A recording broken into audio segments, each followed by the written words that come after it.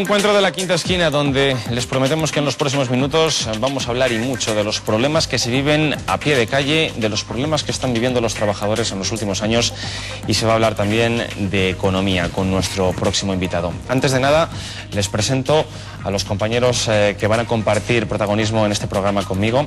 Son Felipe Ramos, del diario de Valladolid El Mundo, bienvenido.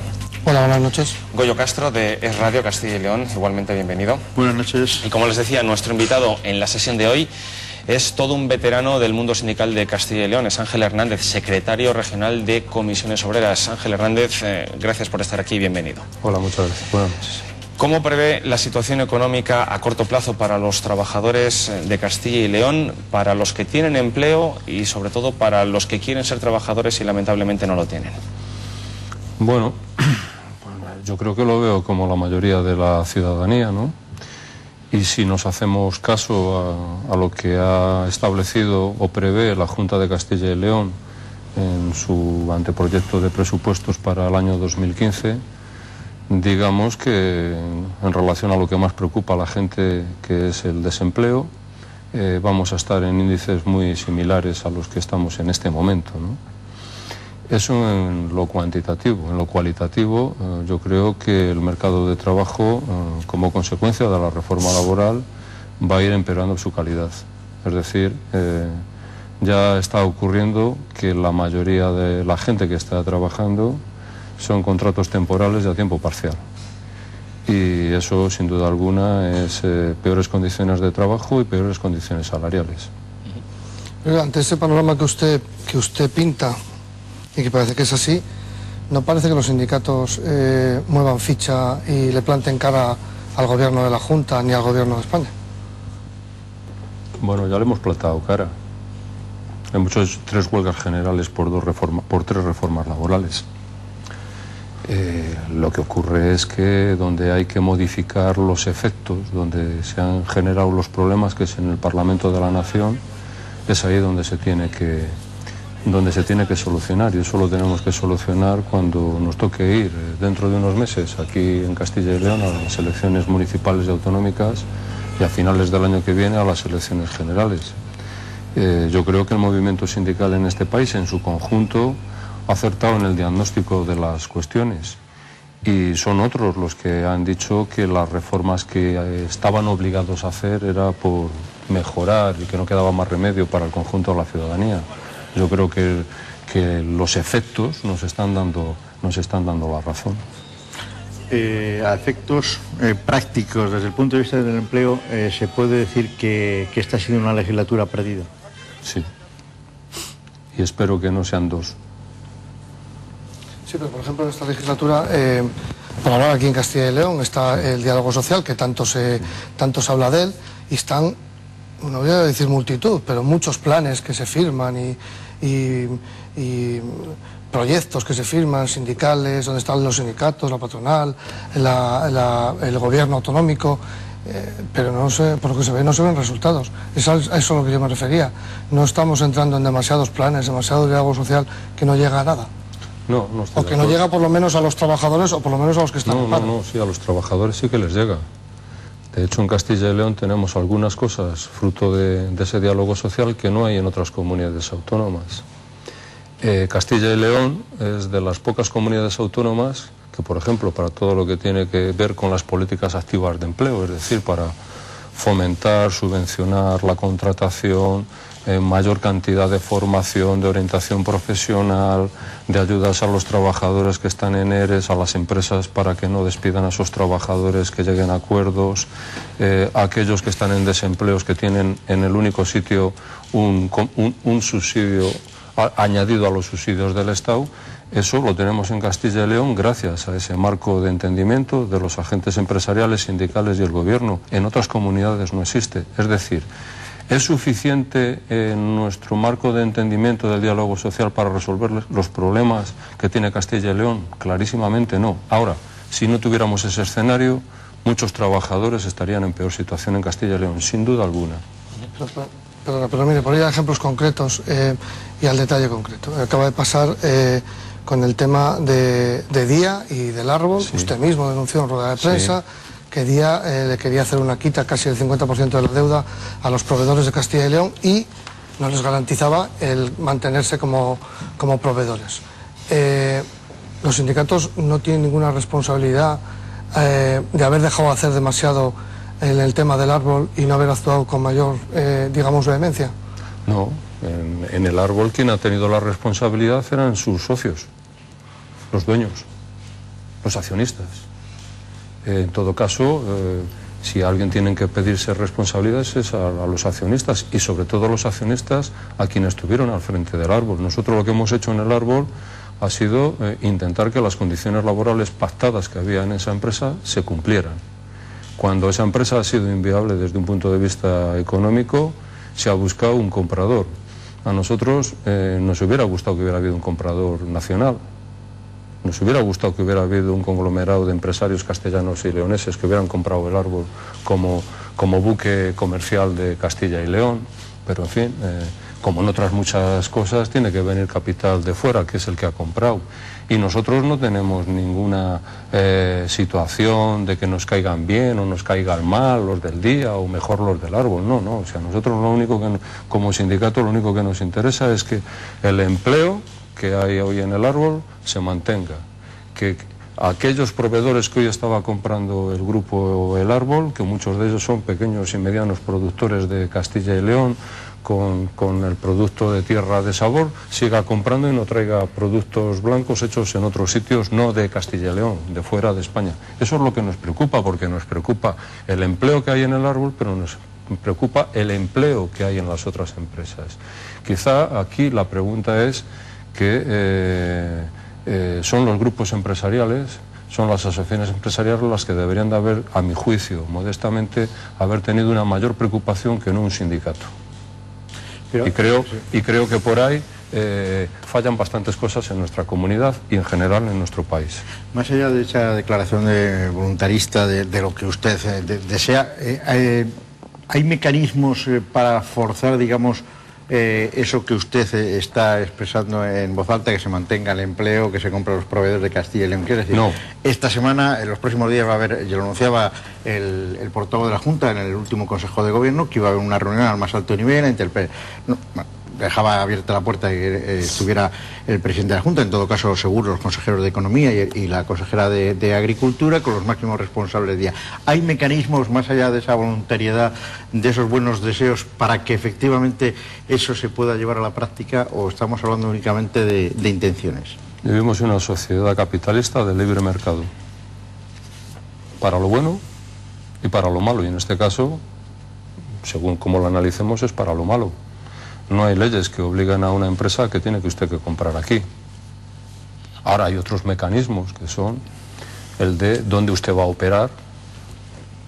Si usted va a operar en Castilla y León y hay una presión social, eso a la empresa le hará ver esa situación. Pero claro, desde un punto de vista estrictamente legal no lo hay. No lo hay. Y lo que hay es una situación de llamada de atención de que podemos tener un problema. Porque a las comisiones obreras no solamente está en la defensa de los trabajadores y las trabajadoras del árbol, que lo estamos, es que nos preocupan las otras 300, los trabajadores de las otras 300 empresas que hasta ahora están suministrando al árbol. Pero desde un punto de vista legal, no hay ninguna obligación. Y entonces, ¿en qué contexto situamos el manifiesto que ustedes firmaron dentro del Consejo Económico y Social por parte de los sindicatos, organizaciones agrarias, patronal? Pues de demostrar que tenemos a la vista un problema gordo. Porque aquí nos asustamos mucho cuando una gran empresa, y no voy a poner nombres, amenaza con que se va si no sé qué o no sé cuántos.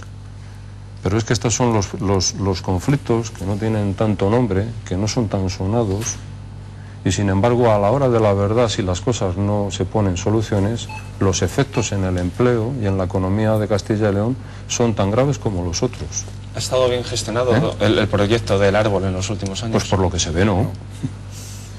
Vamos, es que por lo que se ve, no, pero es que ni los trabajadores ni las organizaciones que representan a los trabajadores somos los culpables de esa situación.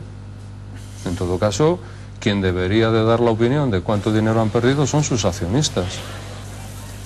Nosotros hemos defendido que todos los meses se nos pagara por el trabajo que hacemos todos los meses, que se cumpla el convenio colectivo, y hemos mantenido durante tiempo la preocupación de la marcha de la empresa.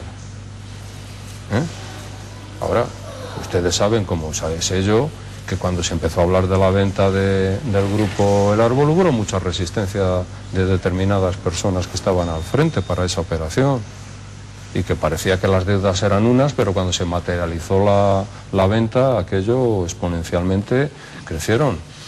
No creo que una compañera mía ni el delegado de comisiones obreras de un establecimiento tenga la responsabilidad, porque lo que se está jugando es su puesto de trabajo y cobrar todos los meses. Quien se está jugando el capital es el que ha metido ahí las acciones.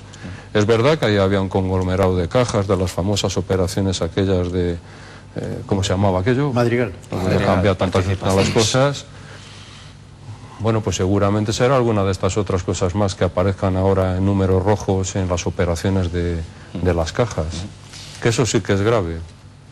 Hablando de cajas, sabemos que Comisiones Obreras ha propuesto a nivel nacional tomar medidas contra los representantes del sindicato que han tomado parte dentro de este caso de las tarjetas opacas en Caja Madrid. De hecho, hay un colectivo que yo no sé si usted conoce dentro de Comisiones Obreras, que se llama Ganemos Comisiones Obreras, que ha pedido hoy que Toso y toda su ejecutiva dimitan directamente. ¿Usted qué opinión tiene? ¿Toso debe dimitir? No. Es decir, si yo mañana robo, ¿qué culpa tiene Tojo? O si tú robas, ¿qué culpa tiene el dueño de esta cadena? O sea, yo creo que cuando se quieren sacar las cosas de contexto, todo es muy fácil, ¿no?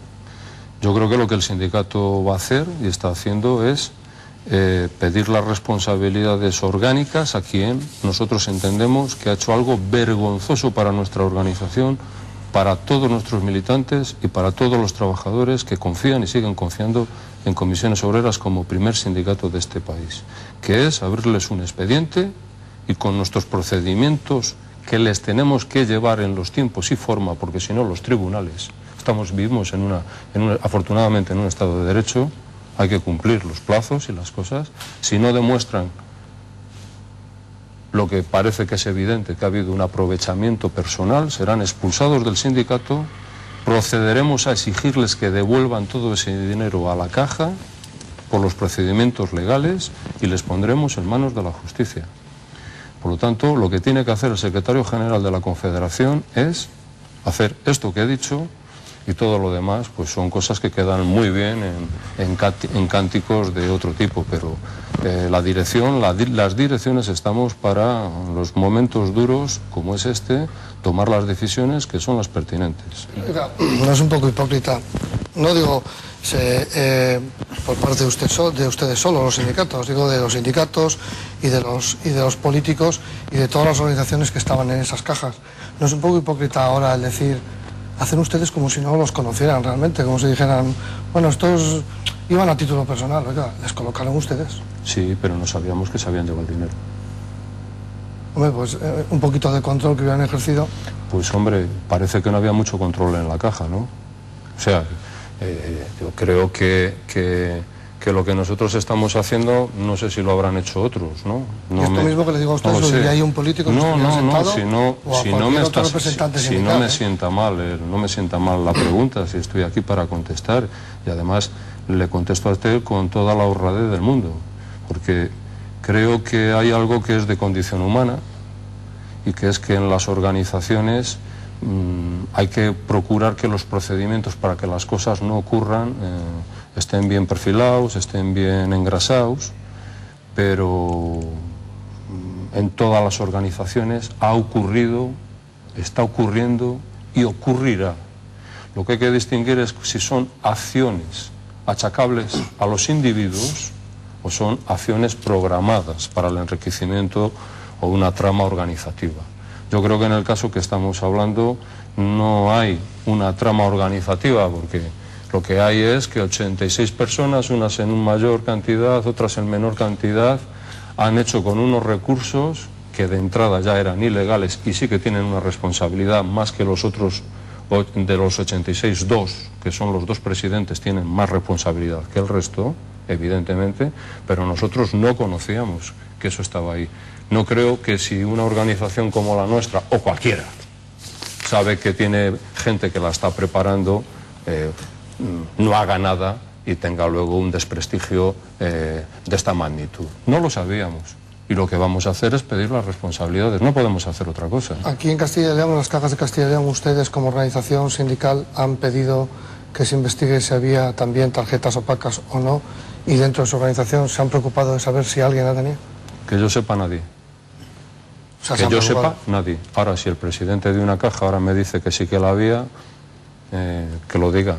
Que yo sepa, nadie. No tienen la más mínima sospecha de que hay ninguna de las cajas nuestras. No, por lo que respecta a comisiones obreras, no. Por lo demás, yo no puedo saber si el presidente de tal caja tenía o no tenía. ¿Y les han llegado a comentar o a sospechar, oye, parece que es posible que no la gente de comisiones, sino dentro de las cajas, quien fuera, el cargo X, tuviera este tipo de tarjetas? No tengo conocimiento de esa situación. Si lo tuviera, lo diría claramente, no tengo ningún problema. Ahora, también quiero decir una cosa al respecto, ¿no? Creo que siendo todo esto un escándalo y absolutamente reprobable, creo que no nos debería de dejar los árboles ver el bosque. Lo digo porque las cajas no se han ido a pique por 200.000 euros mal cobrados por un individuo o robados. Cuando salgan todos los créditos de todas las operaciones a empresas, a amigos de determinadas empresas, en lo que fue la fiebre de la especulación inmobiliaria en este país, eso es lo que se ha llevado por delante a las cajas. Usted está hablando a efectos de... Y eso es lo que ahora se deberá de buscar, porque en Bankia me parece que se han metido del Estado 24.000 millones de euros. Esto que es un escandalazo son 15 millones de euros en 10 años. Bueno, pero donde está el escándalo, y cuando se destape, es en los créditos que se han dado fallidos para operaciones fallidas de determinadas empresas, de determinados conocidos. Son proyectos aprobados por consejos de administración, repito lo que dije antes, donde todos ustedes estaban representados. En algunos sí y en algunos no. En algunos sí y en algunos no.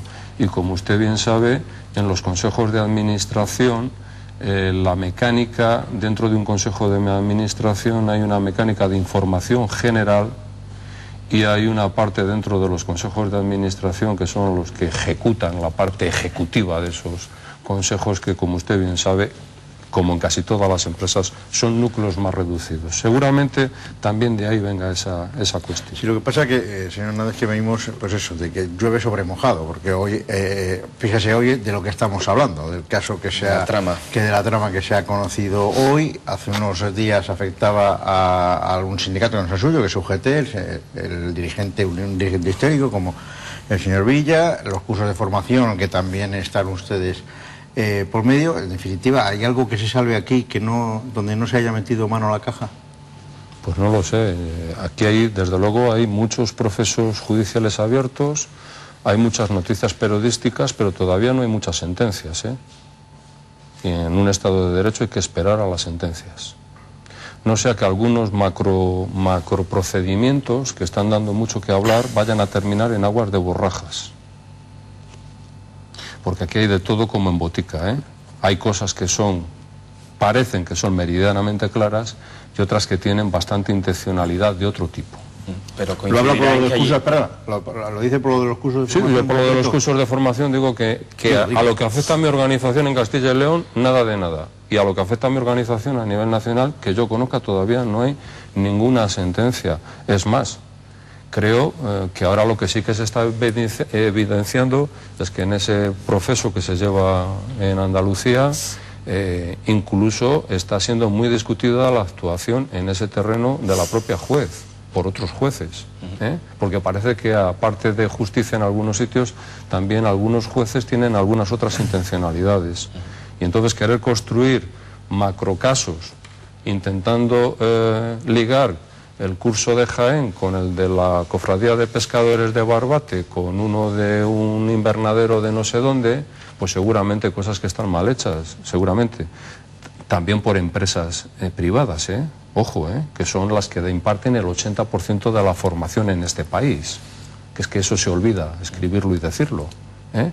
Entonces vamos a esperar a que también a que haya sentencias, sentencias judiciales. Coincidirá en el punto de vista de que hay un descrédito notable del punto de vista político, del político y de algunos políticos con lo que están haciendo, y también en paralelo eso se está produciendo un poco a menor escala con el mundo sindical. Por todos esos juicios que están abiertos y que dice usted que todavía están sin resolver, pero en la calle hay cierto descrédito hacia el sindicato. No comisiones, los sindicatos. Sí, claro, hay descrédito prácticamente, desgraciadamente en esta sociedad hay descrédito a todo. ¿Qué es lo que tiene crédito en esta sociedad?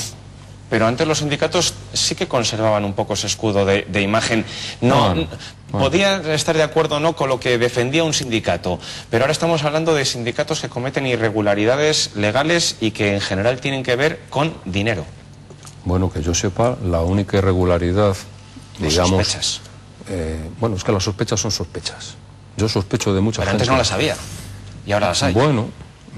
Porque las circunstancias son otras. Yo lo único que le digo es que en aquello en lo que parece que manifiestamente ha habido una actuación de aprovechamiento personal, el sindicato ha investigado. Ha colgado en la página web y ha mandado a todos sus afiliados el informe que hemos hecho. ¿De acuerdo? En el caso de los ERES, aquellas cosas que se nos achacan, hay un informe hecho, colgado en la página web y enviado al millón de cotizantes de este sindicato. Es decir, que claro que hay errores, evidentemente. Otra cosa es si la organización, cuando surgen esas cosas, actúa o mira para otro sitio. Y Comisiones Obreras no mira para otro sitio. No mira para otro sitio. Intenta resolver esos problemas. Ahora, mire usted, o mirar vosotros, es muy difícil intentar no justificar, intentar poner un poco de cordura y explicar las cosas en el contexto general en el que estamos, en el que todas las mañanas hay un escándalo que tapa al del día anterior. Pero es que en algún momento se tendrán que empezar a poner las cosas en un cierto nivel y que cada cosa pese lo que tiene que pesar. Porque si no, esto se va a la mierda, y perdónenme ustedes la expresión, Entonces, o ponemos un poco de quicio y todo el mundo reconoce las cosas que cada uno hace mal, pero hombre, aquí hay procesos en el que se está hablando si hay financiación irregular de un partido. Es que no es lo mismo eso que si un militante o un alcalde o una persona a título personal ha metido la mano en la caja. Es que en este país se meten la mano en la caja hasta en la comunidad de vecinos, ¿vale?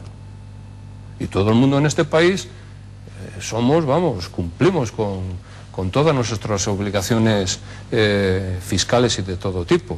Ahora, hasta que se nos cruza el fontanero, que no le pedimos el IVA. Bueno, vamos a poner las cosas con un poquito de tranquilidad y vamos todos a cometer las cuestiones. Y en mi organización cometemos errores. A los chorizos les largamos y les ponemos en mano de la justicia, abrimos una investigación y la colgamos en las páginas web. Lo que ocurre es que se pide mucha transparencia, pero luego no se miran las cosas, Y cuando se ponen no se las da valor. Eso también ocurre en la sociedad española. Entonces, bueno, lo que no podemos hacer es, fusilar al amanecer a la gente, porque vivimos donde vivimos, ¿Usted cree realmente que esta situación de la que usted habla ha dicho que esto se va a la mierda, sino en parte es por la lentitud de la justicia, como gran responsable? Sí, pero porque los medios de la justicia en este país, de una forma histórica, no han sido los que se precisaban, ni en número de profesionales, ni en tecnología adaptada a los tiempos de hoy. Y evidentemente los juzgados están a reventar, pero no estos, Es que hay trabajadores que tienen señalada fecha en los juzgados de lo social para dentro de un año,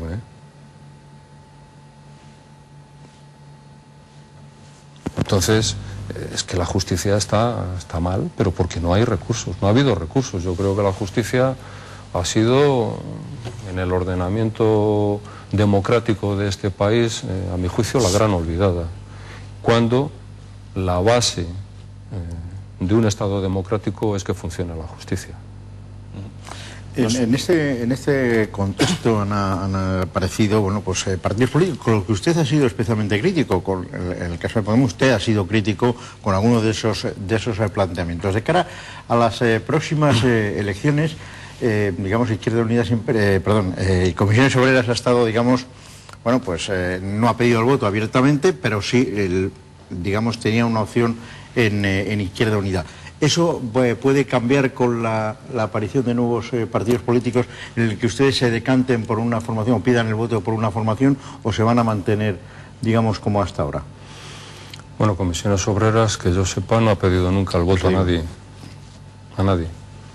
Y yo, como secretario general de Comisiones Obreras, que yo sepa, he estado con la convención del partido electoral del Partido Popular, en la del Partido Socialista, en la de Izquierda Unida, y no he ido a más porque no me habrán invitado. Vamos, que es usted un hombre plural.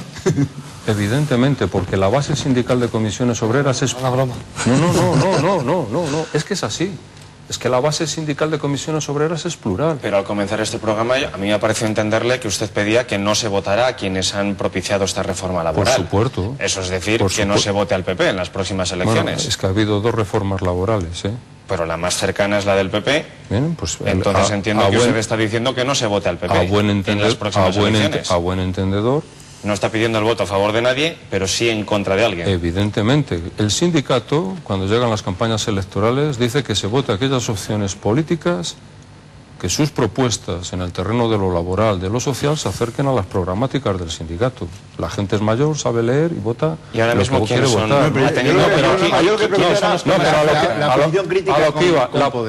No, yo no he tenido nunca una posición crítica con Podemos. He tenido una posición crítica con algunos movimientos anteriores a la conformación de Podemos, en tanto en cuanto alguna gente parece que algunas de las cuestiones que plantean estos grupos, y que a mí les tengo un gran respeto, me merecen un respeto como cualquier otra organización, para determinada gente parece que se estaba descubriendo la pólvora. Y a mi juicio, en el terreno en el que estamos hablando, la pólvora está bastante descubierta. Otra cosa es que algunos tengan la pólvora mojada, pero la pólvora está casi toda inventada, ¿eh? Y por lo tanto yo, con la opción de Podemos, que ahora parece que se está intentando convertir en partido político, yo no tengo nada que decir. Y mañana, cuando Podemos sea una realidad y quiera tener conversaciones con Comisiones Obreras, el secretario general de Comisiones Obreras irá a ver a los compañeros y amigos de Podemos, como vamos a todos los sitios, porque nosotros tenemos una base sindical que es plural. Y nosotros, a todos los sitios donde se nos invita, vamos a dar nuestra opinión, a recoger la de los demás y a decir con qué estamos de acuerdo y con qué no estamos de acuerdo. Porque a Comisiones Obreras se la podrá achacar lo que se quiera achacar, pero claridad en este terreno, en fin.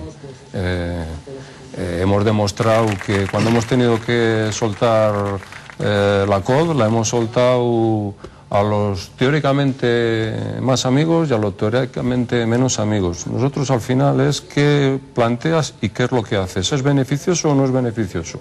Y ahí nos hemos situado.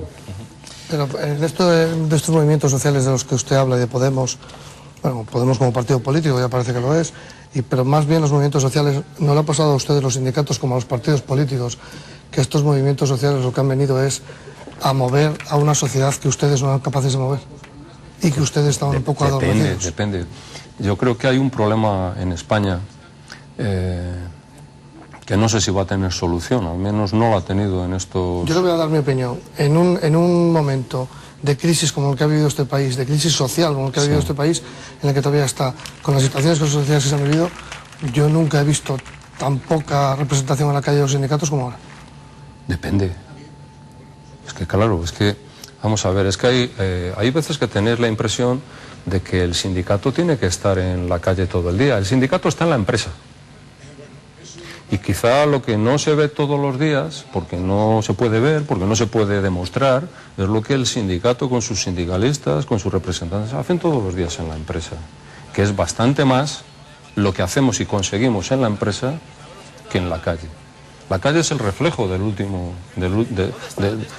fracaso, por decirlo de alguna forma, de que no es posible resolver las formas de otra manera. Pero un sindicato tampoco tiene la obligación de intentar dar soluciones alternativas a todo en el mundo mundial. Por poner algunos ejemplos, a los que han estafado en las preferentes, por poner un ejemplo, o a los que estafaron en el tema del Fórum Filatérico, a quien les corresponde es a las asociaciones de consumidores. ¿A que son débiles? Pues sí. Pues sí. Es que al movimiento vecinal le corresponde otras cuestiones. ¿El movimiento vecinal es débil? Sí. Es que desgraciadamente los movimientos asociativos en este país son débiles. Y son débiles porque quieren los ciudadanos de este país, que son los que les tienen que engordar. Y por ejemplo, el sindicato hace cosas, por ejemplo, en la política general por la vivienda. Pero quien tiene que estar peleando con el tema de los desahucios ha sido la plataforma, por cierto, en la que Comisiones Obreras ha participado y ha cogido un montón de firmas para la tramitación de la ley en el Parlamento. Oiga, pero perdone, en el movimiento laboral sí que son ustedes los principales intermediarios y responsables, y ustedes mismos han dicho que se han perdido derechos sociales sin ir más lejos, pero a raudales. No es que hemos perdido, pero no los hemos perdido por nuestra inacción. Las hemos perdido porque ha habido un Parlamento que lo ha arrebatado, porque ha habido organizaciones políticas que han sido apoyadas mayoritariamente por los ciudadanos que decían una cosa y han hecho la contraria. Es que no se puede pedir al sindicato, es que hay veces que planteáis cosas que son graves en democracia. Estáis planteando que el sindicato, por la vía de los hechos, cambie la voluntad de los ciudadanos en las urnas. Y eso no es así. Eso no es así. Nosotros, cuando ha habido problemas graves, y les ha habido, desde un punto de vista legislativo, que han sido las reformas laborales, y no precisamente por lo que más se escribía, por lo que más se decía, que es que nos bajan la indemnización. Siendo grave, eso era lo menos importante de las reformas laborales. El problema de las reformas laborales son la amalgama del tiempo parcial, de la porquería de contratos, de abaratar no de abaratar más el despido, de facilitar los procedimientos administrativos, de impedir que la justicia entre en ese terreno. Y con eso hemos combatido con todas nuestras armas. Y nuestras armas son la gente. Nuestras armas son la gente y hasta donde quiere o puede ir la gente. Entonces hay que compaginar el escenario reivindicativo, de la protesta, de la negociación en el centro de trabajo. Mirad, si los dos grandes sindicatos de este país, durante estos 8 años de crisis, no hubiéramos adoptado medidas y decisiones muy duras en las empresas, en este país hoy había 1 millón de personas más en el desempleo. Claro, eso se puede decir, bueno, eso lo dices tú. Bueno, yo tengo datos que avalan lo que hacemos todos los días en los centros de trabajo y sé qué es lo que hacen mis compañeros para evitar que salga uno por la puerta. Muchísimos sacrificios y muchas veces, hecho el sacrificio, tiene que salir por la puerta. Pero estando en la crisis como estamos, con todo lo mal que lo ha estado pasando a la gente y que lo está pasando a todo el mundo, ¿le parece que era a lo mejor el momento de que hubiera más revueltas sociales o más presencia de la gente en la calle? ¿Usted cree que no ha habido más porque mucha de la gente ha estado saliendo adelante gracias a la economía sumergida? Antes nos ponía un ejemplo simbólico de contratar a un fontanero sin pagarle el IVA. ¿Qué peso cree que tiene ahora mismo la economía sumergida? ¿Ha estado sosteniendo muchas casas que ha hecho que la gente no saliera tanto a la calle? La economía sumergida ahora es superior que antes de la crisis, pero antes de la crisis ya existía, y tenía su peso. Economía sumergida existe en todos los países, y España antes de la crisis estaba en índices muy similares a los de nuestro entorno europeo. Y quiero decir que hay crisis sumergida, trabajo negro, por decirlo de alguna forma, ilegal, que es un fraude a la seguridad social y a Hacienda y al derecho de los trabajadores, pero quienes cometen eso son los que contratan, o los que no contratan, mejor dicho, que nunca salen, nunca se les menciona, porque si os habéis dado cuenta, llevamos ya un buen rato hablando de todas estas cosas, pero aquí hay un colectivo que no aparece nunca, que son los que despiden, o los que contratan de determinada forma, que son los que también aplaudían las reformas laborales, que por cierto ahora piden más, claro. Pero cuando, por ejemplo, nosotros hablamos de los datos del paro, siempre señalamos la cantidad de gente que no percibe ni un solo euro en sus casas y tal. Pero al final esa gente termina viviendo de algo y no solamente son de ayudas ni de subvenciones. Es decir, es de una suma de todo. Algunos vivirán también de esa economía sumergida. Bueno, muchas de esas personas, de esos conciudadanos nosotros, malviven. Yo creo que el término sería malvivir. Hay algo que ha evitado muchas cosas en este país, que es la red, que en otros sitios es diferente, que es la red de la familia.